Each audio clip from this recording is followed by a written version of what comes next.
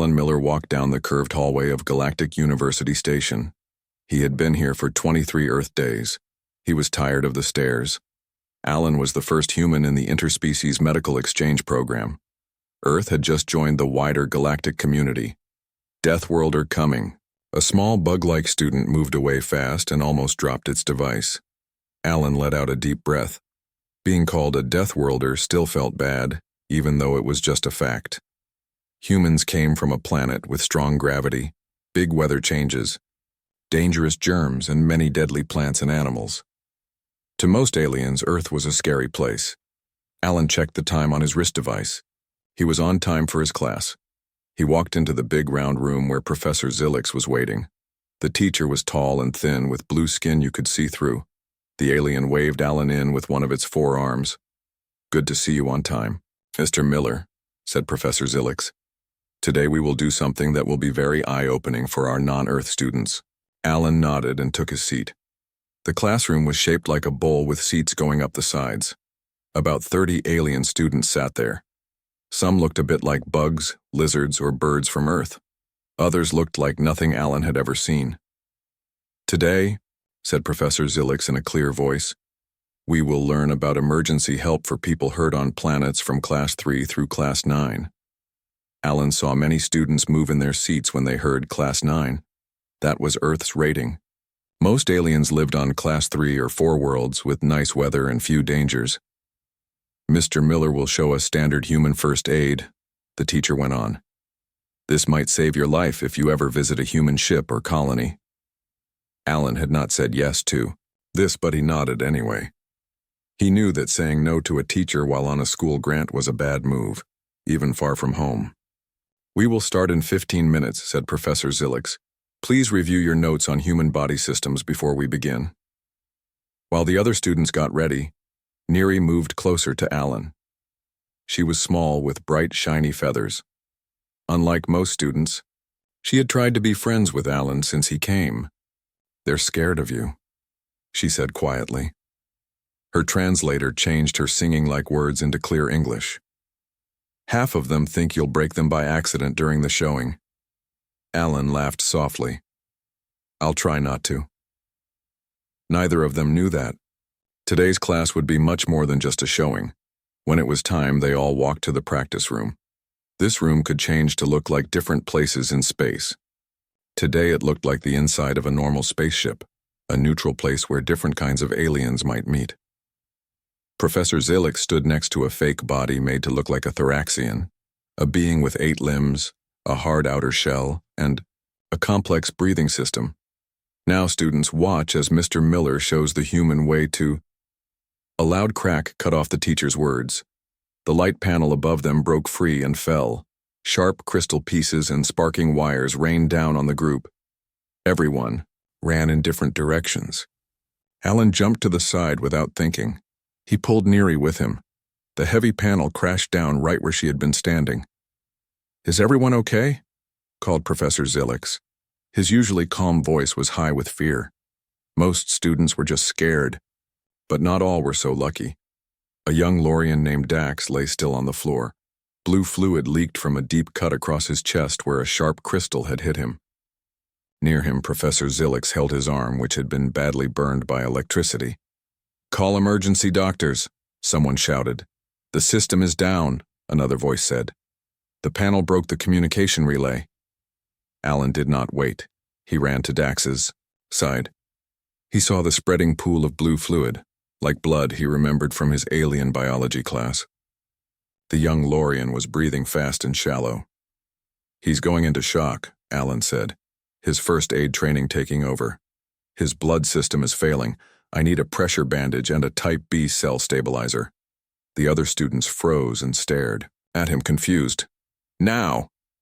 Alan shouted, his voice bouncing off the walls of the suddenly quiet room. Neri was the first to move. She looked through the emergency medical kit on the wall. "We don't have human supplies," she said.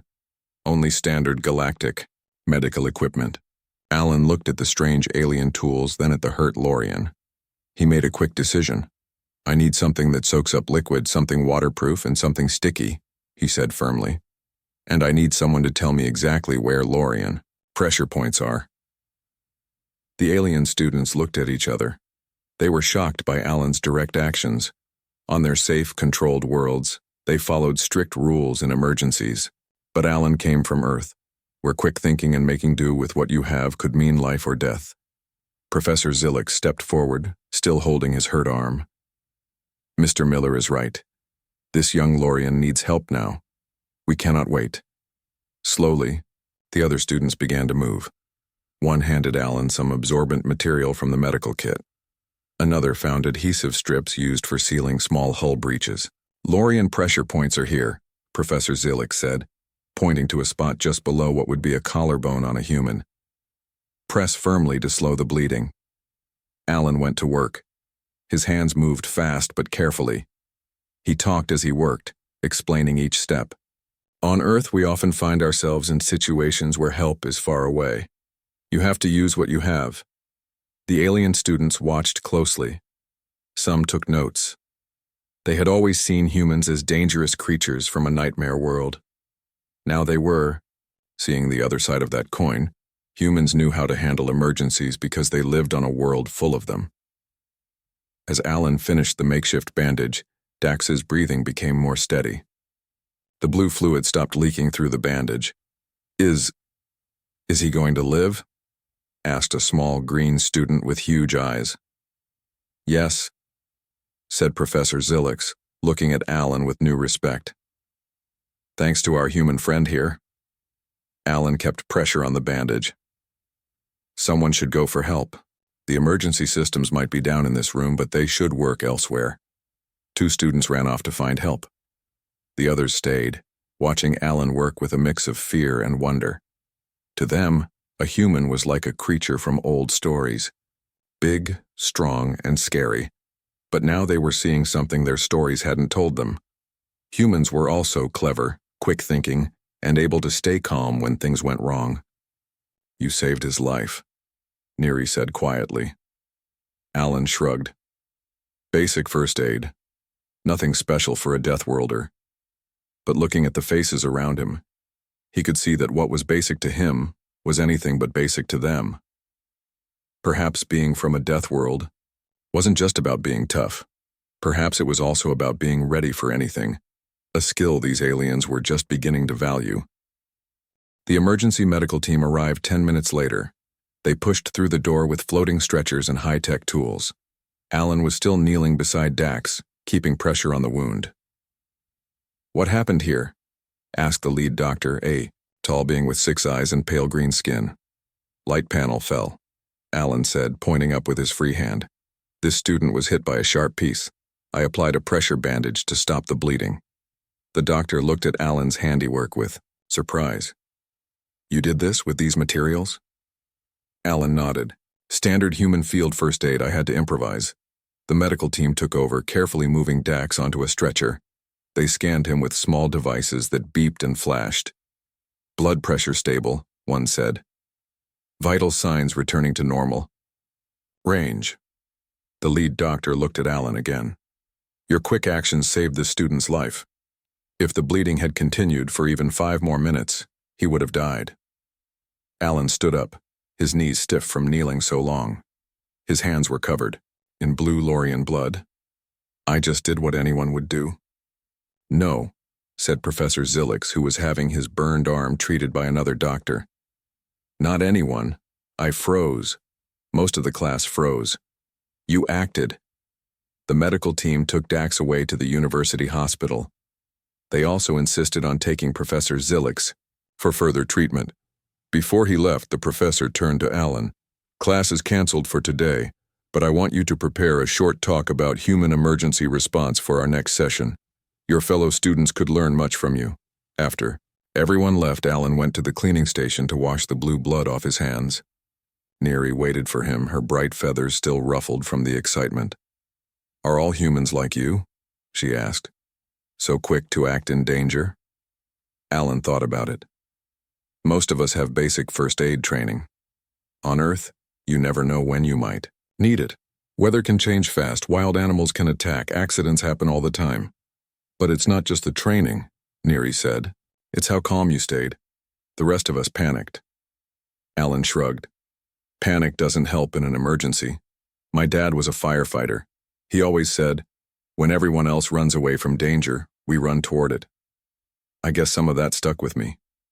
They walked together to the food hall. Word of what had happened had spread fast. As Alan entered, conversations stopped. Students turned to look at him.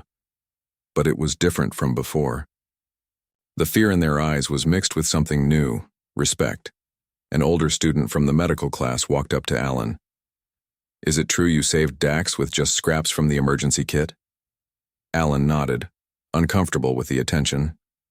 Could you teach me how to do that? The student asked. In my species medical training, we rely completely on technology. If our tools fail, we have no backup plan. Sure, Alan said. It's not hard. The basic ideas work for most species. Stop bleeding, keep airways clear, prevent shock, stabilize breaks. More students gathered around as Alan sat down with his food tray. They asked questions about human first aid, emergency protocols, and what it was like to live on a death world. We don't call it that, Alan explained. To us, Earth is just home. Yes, it has dangers, but it also has great beauty. We've learned to live with the risks. But how do you handle the constant threat? Asked a small gray student with 4 arms. Don't you live in fear? Alan thought about how to explain. We respect the dangers, but we don't fear them exactly.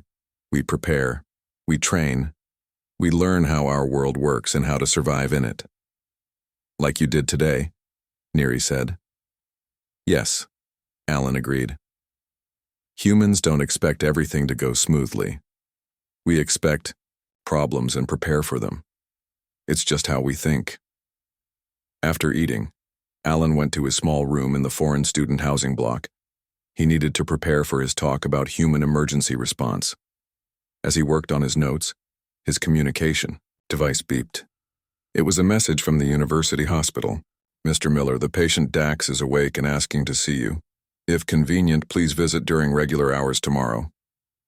Alan was surprised. He hadn't expected to hear from Dax so soon. The next day, Alan went to the university hospital. It was very different from hospitals on Earth. Everything was clean and white. Soft lights glowed from the ceiling. There were no harsh smells, just a light floral scent.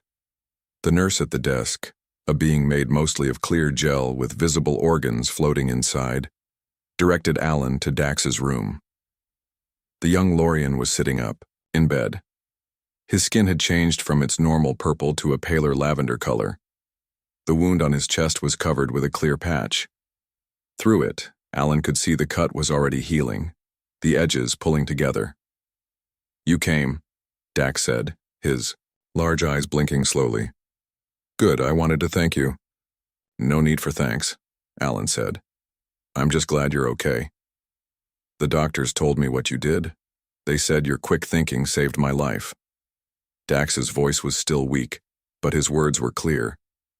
I did not think much of humans before. I believed the stories that you were just dangerous brutes from a harsh world.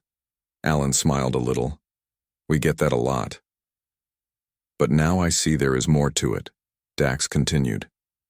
Your harsh world has made you strong, yes, but also resourceful. Quick thinking. A doctor came in, checking the monitors beside Dax's bed. She was the same species as Professor Zilix with blue transparent skin. His recovery is remarkable, she said to Alan. Your emergency treatment was simple but effective. We are interested in learning more about human first aid techniques. I'm giving a talk about it in class next week, Alan said. Excellent. Some of our medical staff would like to attend if that's acceptable. Alan was surprised but nodded. Of course. When the doctor left, Dax said, You have changed things, human Alan. No one at the university has seen your kind in action before. They thought humans were just strong. Now they see you are also skilled in ways we are not. Alan felt uncomfortable with the praise. I just did what I was trained to do. That is the point, Dax said. Your training is different because your world is different, and now others want to learn from you. When Alan left the hospital, he found Neri waiting outside. How is he? She asked. Good. Already healing, Alan said. Their medicine is amazing. Yes.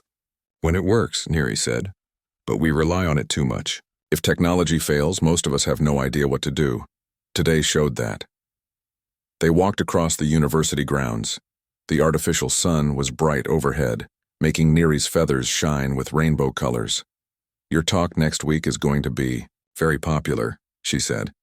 Everyone is talking about the human who saved Dax with scraps from an emergency kit. I heard even some teachers want to attend.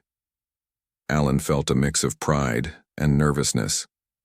When he came to Galactic University, he had hoped to learn from the aliens. He never expected to be teaching them. I'm not an expert, he said. I just know basic stuff. Sometimes basic is what you need, Neri replied. All our advanced technology didn't help Dax when the systems went down. But your basic human skills did. As they reached the library, Alan saw a group of students looking at him and talking. One waved nervously. I think you have some new fans, Neri said with a laugh. Great, Alan said with a sigh. I went from scary Deathworlder to class celebrity in one day. But behind his joking tone, he felt something important had changed. For the first time since arriving, he felt like he belonged here, not just as a curiosity from a dangerous planet, but as someone with valuable skills to share. Maybe being a Deathworlder wasn't so bad after all. The day of Alan's talk came quickly. The classroom was packed, not just with students from his medical class, but also with other students, teachers, and even some medical staff from the university hospital. Alan felt his heart beat faster as he looked at the crowd. Professor Zelix, his arm now fully healed, stood at the front of the room. Today we have a special presentation from our Earth student, Alan Miller. After his quick action saved a fellow student's life last week, he has agreed to share some basic human emergency response techniques. Mr. Miller, please begin. Alan walked to the center of the room. He had prepared slides showing human first aid methods, but now he wondered if they were enough. These aliens knew almost nothing about how humans dealt with emergencies. Thank you all for coming, he began. On Earth, we learn first aid early. Most humans know basic life-saving skills by the time they are teenagers. We do this because our world is unpredictable. He showed a picture of Earth with its oceans, mountains, and weather systems. Earth has many dangers: strong storms, fires, floods, earthquakes. We also have millions of plant and animal species. Many of them can hurt or kill humans. The alien students looked at the images with wide eyes. To them, a world with so many threats seemed unbelievable. But the most important thing to understand about humans is not that we are strong, Alan continued. It's that we expect things to go wrong. We plan for it. When systems fail, when technology breaks, we already have backup plans. Alan moved to the practical part of his talk. He had set up several stations around the room. At each one, he would show a different first aid technique. I need some volunteers, he said. Several hands, tentacles, and wingtips went up. Good. I'll show you how humans handle different types of emergencies without special tools. At the first station, Alan demonstrated how to stop bleeding. Pressure is the key, he explained as he wrapped a bandage around a model arm. If you don't have a bandage, use clothing. If you don't have clothing, use your hands. At the next station, he showed how to help someone who couldn't breathe. Clearing airways is vital for most species, he said. The methods change based on body type, but the goal is always the same. The alien students watched closely. Some took notes. Others recorded Alan's demonstrations on their devices. Neri volunteered to help at the third station, where Alan showed how to treat shock. The body, any body, reacts to serious injury in predictable ways, he explained. Blood flow changes, temperature drops, systems start to shut down. Knowing these signs can save a life.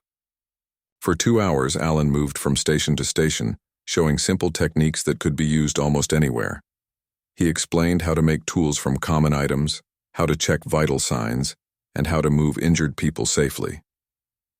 The most important thing, he said as he finished, is to stay calm. Panic doesn't help.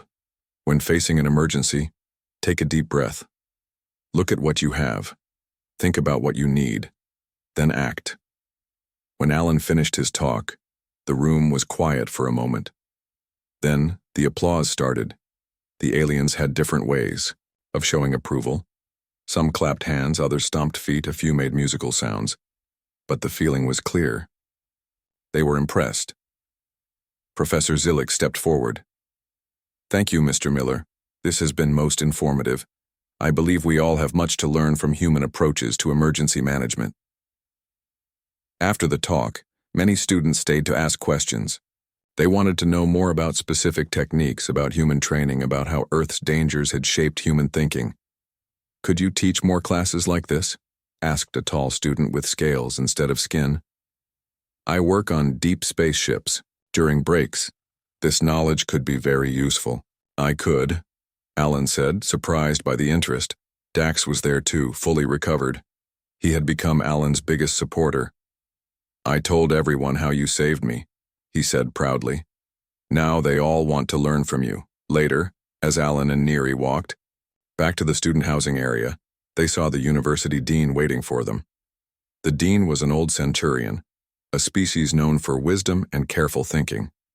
He had silver scales and eyes that seemed to see everything. "Mr. Miller," the dean said, "I attended your presentation today. Most impressive." "Thank you, sir," Alan said. "I have a proposal for you," the dean continued. "The university would like to add a new course to our medical program, emergency response techniques for various environments. We would like you to help develop and teach this course." Alan was shocked. "Me? But I'm just a student. I'm not even a doctor yet." "True," the dean said, "but you have practical knowledge that is rare and valuable here. Our medical programs focus on advanced technology. We have forgotten the importance of basic skills when that technology fails." Alan looked at Neary, who nodded encouragingly. "I would be honored," he told the dean, "but I still have much to learn about alien biology." "Of course," the dean said. "This would be a cooperative effort. You would work with our medical staff to adapt human techniques for different species. The goal is to combine the best of both approaches." That night, Alan sat in his room thinking about how much had changed. When he first arrived on the station, he had felt like an outsider. The other students had seen him as a strange, scary creature from a dangerous world. Now his Deathworld background was seen as an asset. The very things that made Earth challenging had given humans skills that the galactic community needed. His communication device beeped with a message. It was from Professor Zillick. "Mr. Miller, the medical board has approved your new course. Classes will begin next term. They also wish to record your techniques for distribution to emergency response teams throughout the sector. Please stop by my office tomorrow to discuss details." Alan smiled. He had come to the Galactic University to learn about advanced alien medicine. Instead, he was teaching them about human first aid. It was not what he had expected, but it felt right. He looked out his window at the stars. Somewhere out there was Earth, his home, the dangerous, beautiful planet that had shaped humans into what they were. For the first time, he felt proud to be called a Deathworlder. It wasn't an insult. It was a recognition of what humans could do when faced with challenges. Tomorrow he would start planning his new course, but tonight he would write a message home to his family. They would be surprised and pleased to learn that the galaxy needed what Earth had taught its children. Sometimes the oldest, simplest lessons were the most important ones of all. 3 months passed quickly. Alan's new course, Emergency Response Without Technology, had become the most popular elective in the medical program. Students from all departments wanted to join, not just those studying medicine. Alan stood in the practical training room, watching his students work in pairs. They were practicing how to make simple splints using only items they might find on a spaceship or station. "Remember," he called out, "the key is to keep the broken limb still. It doesn't have to be perfect. It just has to work until proper help arrives." Neary, who had become Alan's teaching assistant, moved among the students. She helped a 6-armed Kelvin who was struggling to wrap a bandage around his partner's leg. "Like this," she said, showing him the right way. "Tight enough to hold, but not so tight it stops blood flow." Alan smiled as he watched her. Neary had taken to human first aid ideas with great energy. She understood what Alan was trying to teach better than most. After class, Professor Zilix came to see Alan. "The Galactic Medical Council is very interested in your program," he said. "They want to send observers to your next class." Alan felt nervous. "The Galactic Medical Council? That's a big deal." "Indeed," said the professor. "They set medical standards for the entire sector. They rarely take notice of a student course." "Why now?" Alan asked. "There have been reports," Professor Zilix explained. 3 cases in the past month where graduates of your course saved lives during ship emergencies. Your students are putting your lessons to good use." Alan felt a mix of pride and surprise. He had not expected his simple Earth skills to spread so quickly or be so useful. The next day, Alan received a message asking him to come to the dean's office. When he arrived, the dean was not alone. With him was a round purple being that Alan recognized as a high-ranking Galactic Council member. "Mr. Miller," the dean said, "this is Counselor Vrax. He oversees emergency services for this sector of the galaxy." Alan bowed slightly. "It's an honor to meet you, Counselor." "The honor is mine," said Vrax in a deep, rumbling voice. "Your methods have caused quite a stir in the medical community." Alan wasn't sure if that was good or bad. "A good stir," Vrax added, seeing Alan's face. "For too long, we have relied only on technology to save lives. We forgot the simple ways, the basic skills. That's what I've been trying to teach," Alan said. "Technology is great, but it can fail. When it does, you need backup plans." "Precisely," said Vrax. "The Council has a proposal for you. We would like to create a new training program for all emergency workers in the sector, a program based on your Deathworld approach." Alan looked at the dean, who nodded encouragingly. "This would mean expanding your course considerably," Vrax continued. "It would also mean traveling to different stations and planets to train instructors. Are you interested?" Alan thought about it. When he came to Galactic University, he had planned to study for 3 years, then return to Earth. Now he was being offered a chance to travel the galaxy, teaching what he knew. "I would need help," he said finally. "I don't know enough about all the different species in the sector." "Of course," said Vrax. "You would work with a team of medical experts who could help adapt your methods for various biologies, but you would lead the program. Your practical, hands-on approach is what we need." Later, Alan told Neri about the meeting. They were sitting in the university garden, a place designed to remind students of their home worlds. For Alan, there was a small section of earth plants, oak trees, grasses, and flowering plants. "You're going to say yes, right?" Neri asked. "I don't know," Alan said. "It's a big job and I'm still just a student." "You're more than that now," Neri said. "You've become the face of Deathworld wisdom to many here. Your ideas are changing how people think about emergencies." Alan picked a blade of grass and twisted it between his fingers. "It's strange. On Earth, what I know is just basic stuff. Here, it's seen as special knowledge." "That's because our worlds are different," Neri explained. "Most species in the galaxy evolved on safe planets. Their challenges were different from yours. They developed advanced technology but lost the simple skills." Alan nodded. "I've noticed that. Many of my students have trouble with basic things like tying knots or making simple tools." "Exactly," said Neri. "They never needed those skills. Their technology did everything for them. But now they see the value in your human ways." A group of students walked by, waving to Alan. He waved back. It was still strange to him how his status had changed. From feared outsider to respected teacher in just a few months. "I think I will say yes," he decided, "but only if you come with me as my assistant. I need someone who understands both sides, the advanced technology and the basic skills." Neri's feathers brightened with joy. "I would be honored." The next week, Alan met with Counselor Vrax again to work out the details of the new program. It would be called Crisis Response, the Earth Method, and would be taught at emergency service centers across the sector. "We have already received many requests," Vrax said. "The word has spread about your techniques. Everyone wants to learn from the human Deathworlder." Alan had to smile at how the term Deathworlder had changed meaning. Once an insult, now a mark of respect. There is something else, Frax said. The Council believes your work may save many lives. We wish to give you an award, the Galactic Medal of Innovation. Alan was stunned. That's too much, I haven't done anything special. But you have, Frax insisted. You have shown us a blind spot in our thinking. We became so dependent on our technology that we forgot the value of basic skills and creative thinking. You reminded us. As Alan left the meeting, he thought about how strange life could be. He had come to Galactic University feeling like he didn't belong. Humans were seen as primitive, dangerous creatures from a harsh world. Yet that very background had given him skills the advanced aliens needed. He stopped by the window overlooking the docking bay. A new ship had arrived, bringing students from distant worlds. Among them would be more beings who had never met a human before who might fear him at first. But now he knew how to bridge that gap.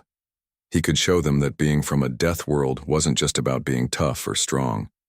It was about being ready for anything, about finding solutions with whatever was at hand.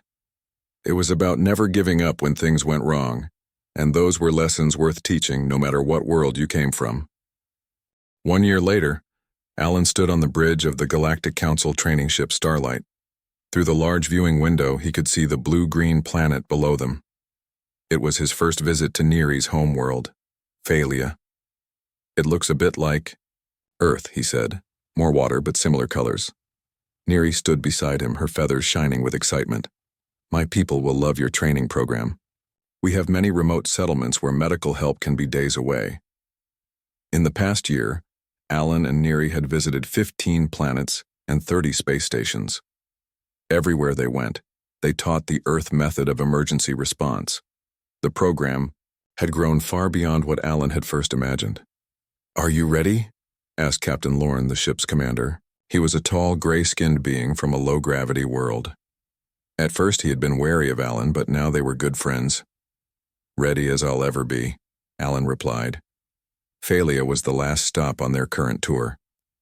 After this, Alan would return to Galactic University to help train new teachers for the program. His simple first aid course had become a major part of emergency training across the sector. The landing was smooth. A group of Phalian officials waited to greet them at the spaceport. Neri stepped forward, speaking in her native language. The musical sounds were beautiful to Alan's ears, though he couldn't understand them without his translator. The head official, an older Phalian with silver-tipped feathers, turned to Alan and bowed. Welcome to Phalia, honored teacher. We have heard much about your Earth wisdom. Alan bowed in return. I am happy to share what I know, but I come to learn as well. Each world has its own lessons to teach. The Phalians seemed pleased by this answer. They led Alan and his team to a large building where the first training session would be held. Over 200 emergency workers from across the planet had gathered to learn from him. As Alan set up his teaching materials, he thought about how far he had come. Just over a year ago, he had been a nervous student at Galactic University, worried about fitting in. Now he was leading a program that was changing how the galaxy thought about emergency response. The training went well. The Phalians were quick learners, eager to try the hands-on methods Alan taught. They practiced making tools from common items, treating injuries without medical equipment, and finding creative solutions to emergency problems. Your people are naturals at this, Alan told Neri during a break. They understand the ideas right away. We are builders by nature, Neri explained. Before we had advanced technology, we built complex nests and tools. Those skills are still part of us, even if we don't use them much anymore. Alan nodded. He had seen this pattern on many worlds. Most species had old skills buried in their history, skills they had set aside as technology advanced. His job was to help them remember those skills and combine them with new knowledge. On the third day of training, an alarm sounded throughout the building. It was not part of any planned exercise. What's happening? Alan asked the nearest Phalian. Mountain storm, the Phalian replied, looking worried. They are rare but dangerous. The winds can reach speeds that damage buildings. The official, in charge of the training center, hurried over to Alan. We need to move everyone to the underground shelter, he said. But we have a problem. The lift systems have failed. We have many people who cannot use the emergency stairs. Alan looked around. The training center had over 50 elderly Felians and 20 with physical limitations. The stairs would be difficult or impossible for them. How much time do we have? Alan asked. The storm will hit in about 30 minutes, the official said. Alan turned to his team. This is not a drill anymore. This is real. We need to get everyone down to the shelter safely. He quickly divided the trainees into groups. Group 1, find materials to make carrying devices for those who can't use the stairs. Group 2, mark the safest route to the shelter and clear any obstacles. Group 3, check everyone for medical needs we should know about before moving them. The Felians moved with purpose. They gathered items from around the building, tables, chairs, curtains, tools, and began making simple stretchers and carrying harnesses. Others found the shortest path to the shelter and made sure it was well lit and clear. Alan worked alongside them, showing how to tie secure knots and build sturdy carrying frames. This is what all our training has been for, he told them. Using what you have to solve the problem in front of you. Outside, the sky grew dark as the storm approached. Wind began to howl around the building. But inside, there was calm, organized activity. When the carrying devices were ready, the strongest Felians carefully helped the elderly and disabled into them. Moving in teams of 4, they began carrying people down the stairs toward the shelter. Alan stayed at the top until everyone else had started down. He checked each room to make sure no one was left behind. The building creaked and groaned as the wind grew stronger. Finally, with everyone moving toward safety, Alan began his own descent. He had almost reached the shelter when a loud crash came from above. Part of the roof had given way. He hurried the last few people inside the shelter and did a final count. Everyone was safe. The heavy doors closed just as the full force of the storm hit the building above. In the shelter, the Felians gathered around Alan. The chief official stepped forward. Today you have shown us why your teaching is so important, he said. Without the skills we learned from you, many of our people might have been trapped above when the storm hit. Alan shook his head. You already had these skills inside you. I just helped you remember them. When the storm passed, they emerged to find the top floor of the building badly damaged. But thanks to the quick evacuation, there were no serious injuries. News of how the Earth method had saved lives during the storm spread quickly across Felia. By the time Alan was ready to leave, the government had decided to make his training program mandatory for all emergency workers. As the Starlight prepared to depart, Neri's family came to say goodbye. Her father, his feathers bright blue in the sunlight, spoke to Alan. You have changed how we see humans, he said. We used to think of you only as strong creatures from a harsh world. Now we see that your true strength is in your thinking, your ability to solve problems with whatever is at hand. Alan smiled. That is what Earth taught us. When you live on a world that can kill you in 100 ways, you learn to be ready for anything. As the ship lifted off, Alan looked down at Felia growing smaller below them.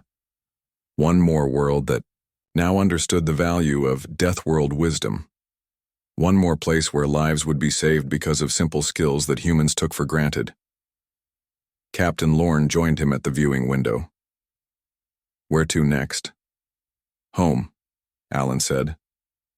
Back to Earth. For a short visit. I want to tell my family about all this, and I want to bring back more ideas for the program. Alan knew his journey was just beginning.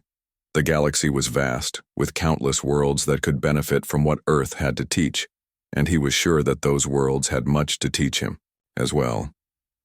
Being a Deathworlder was no longer something that set him apart. It was a bridge between worlds, a way to share knowledge that could save lives across the stars.